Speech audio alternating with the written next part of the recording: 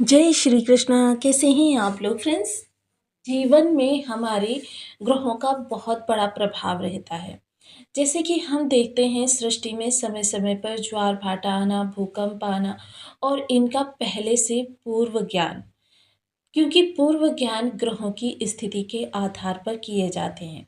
जैसे कि हम सभी लोग जानते हैं, जब चंद्रमा पृथ्वी के बहुत अधिक समीप आ जाता है, ऐसी स्थिति में क्या होता है, समुद्र के अंदर उठने वाली लहरें अपना विकराल रूप धारण कर लेती हैं। फलतः कभी कभी ये प्राणघाती भी हो जाती हैं।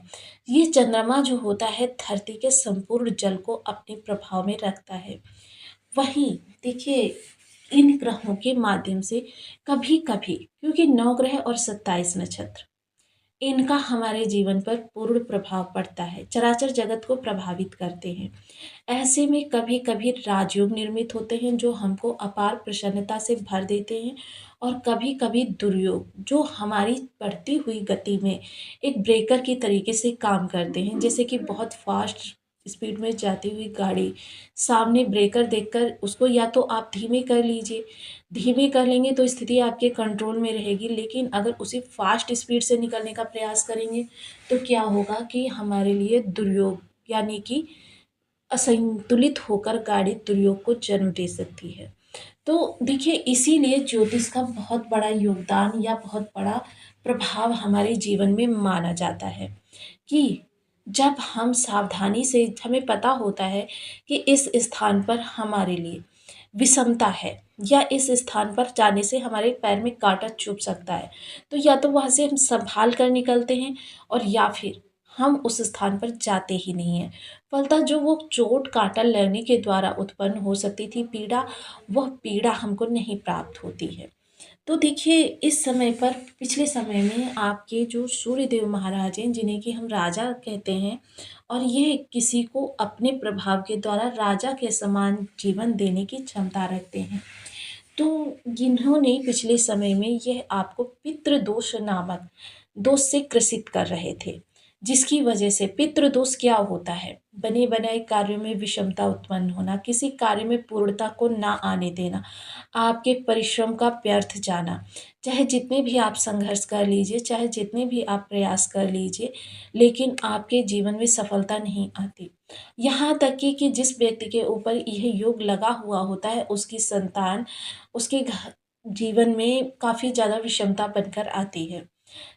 घर में कोई मांगलिक कार्यक्रम नहीं होने देते। अब जैसे कि पिछले समय में अगर हम कहें, तो ये भाग्य भाव से गोचर कर रहे थे। हालाँकि देखिए, भाग्य भाव में अन्य राजग्रह भी बन रहे हैं, जिस कारण से इनका जो प्रभाव है हमको बहुत ही कम प्राप्त हुआ, क्योंकि राजयोगों ने अपना काम किया और दुर्योगों ने अपना कार्य किया, जिसकी वजह से इसका जितना बड़ा प्रभाव हमको मिलना था उतना बड़ा नहीं प्राप्त हुआ, क्योंकि एक ही स्थान पर कई सारे ग्रहों ने निवास किया हुआ है, जिसमें से 3 ग्रह मिलकर कई सारे राजयोगों को भी निर्मित कर रहे हैं, और ये आपस में बाउंडेशनशिप बंधे हुए हैं। ऐसे में या तो कहें कि उस राजयोग की स्पीड को कम कर रहे हैं सूर्यदेव महाराज, या फिर कहें कि इन्होंने अगर अपनी विषमता को उत्पन्न किया है, तो उस विषमता के प्रभाव से हम काफ़ी ज़्यादा प्रभावित हुए। सबसे पहले तो भाग्य में थोड़ी सी कमी, दूसरे धन की अतिरिक्त व्यय, जो अनावश्यक व्यय जिसे कहते हैं, वो हुआ।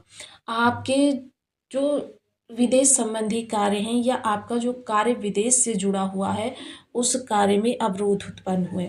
सप्तम दृष्टि, क्योंकि मंगल के होने से यहाँ पर प्रत्येक ग्रह के पास अब 3 दृष्टियाँ हैं। सप्तम दृष्टि जो आपके कार्य क्षेत्र पर गई, तो ऐसे में आपकी जो निर्णय लेने की क्षमता है उस पर प्रभाव पड़ा।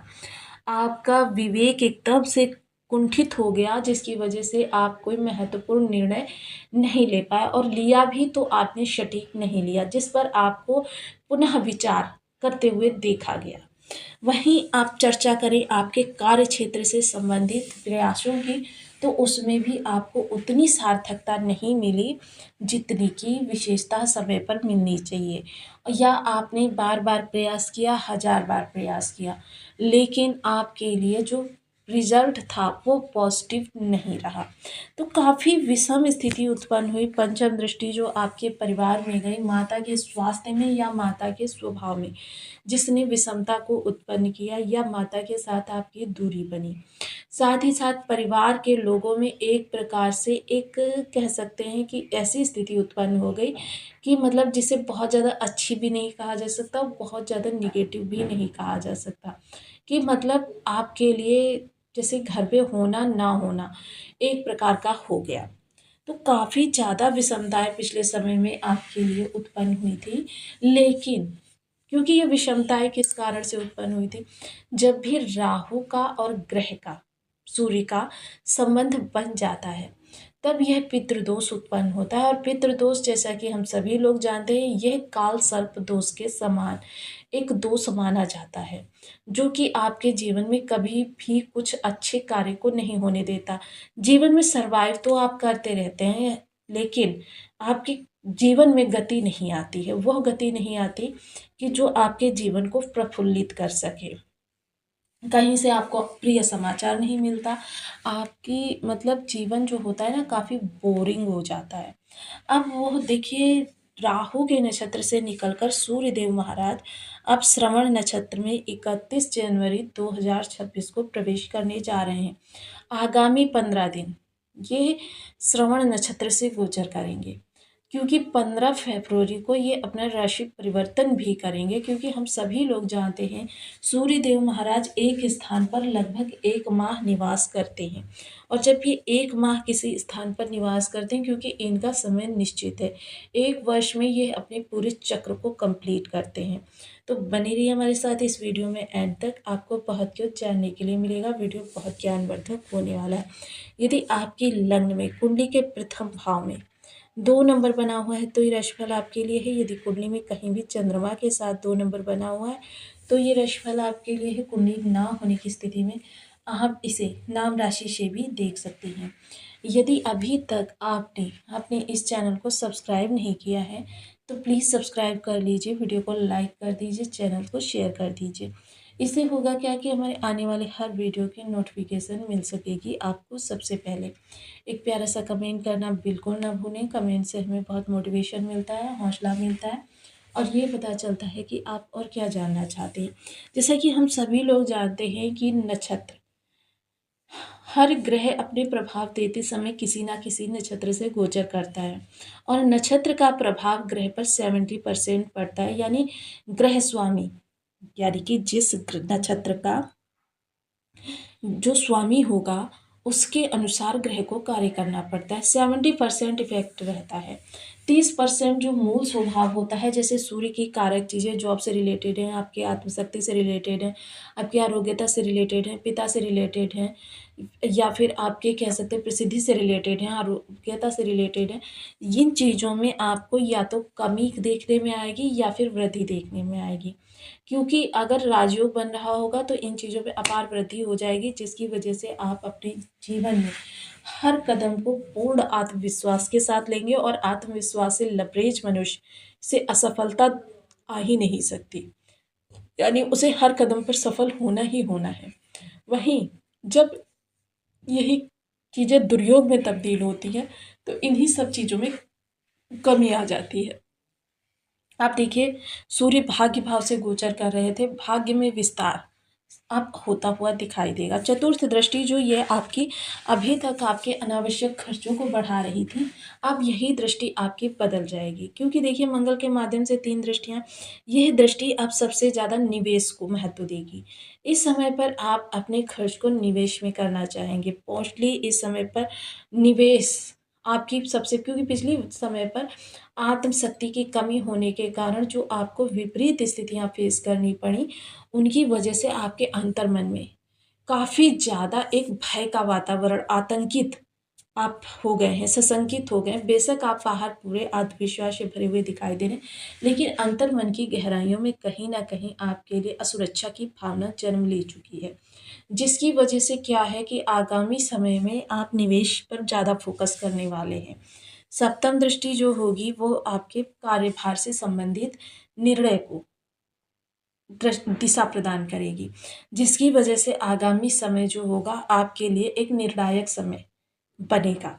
निर्णायक समय आपके हर निर्णय का सटीक प्रभाव मिलता हुआ दिखाई देगा, जो सोचकर आप कार्य को प्रारंभ करेंगे, क्योंकि देखिए पहले हम अपने मन में ठान लेते हैं, उसके बाद ही हम अपने कार्यों को आगे बढ़ाते हैं। विशेषतः यह समय जॉब रिलेटेड या बिजनेस में विस्तार, किसी नए कार्य की शुरुआत करने के लिए बहुत बेस्ट समय कहा जा सकता है, क्योंकि श्रवण नक्षत्र एक सौम्य नक्षत्र है और सौम्य नक्षत्र में सूर्य सफलता के कारक हैं। और देखिए सफलता हर कार्य में ज़रूरी होती है, चाहे आप बिजनेस कर रहे हो, चाहे आप व्यापार कर रहे हो, या फिर आप किसी रिश्ते में जा रहे हो, किसी के साथ प्रोफेशनल या पर्सनल रिलेशन बना रहे हो, निवेश कर रहे हो, मतलब निवेश में भी देखिए सही आपको लिए होना बहुत ज़रूरी है। तो काफ़ी आपके लिए आगामी समय जो होने वाला है निर्णायक कहा जा सकता है, कि आपके हर चीज़ का आपको सटीक सही तरीके से प्रभाव मिले। इसके अतिरिक्त माता के साथ जो विषमता की स्थिति उत्पन्न हो रही थी वो समाप्त होगी। माता से एक बार फिर आपके रिलेशन प्रगाढ़ता की सीमा तक पहुँचेंगे। इसके अतिरिक्त देखिए जब भी ग्रह आपका भाव बल से कमज़ोर हो, राशि बल से कमज़ोर है, या फिर शत्रु राशि में बैठा हो, शत्रु राशि की नक्षत्र में बैठा हो, शत्रु ग्रह से युक्त हो, शत्रु ग्रह से दृष्ट हो, नवांश में कमज़ोर है, दसवांश में कमज़ोर है, डिग्री बल से कमज़ोर है, अंश बल से कमज़ोर है, ये कोई भी अवस्थाएं आपके ग्रह के साथ हों, आपको उस ग्रह से संबंधित उपायों पर अपना फोकस कर देना चाहिए।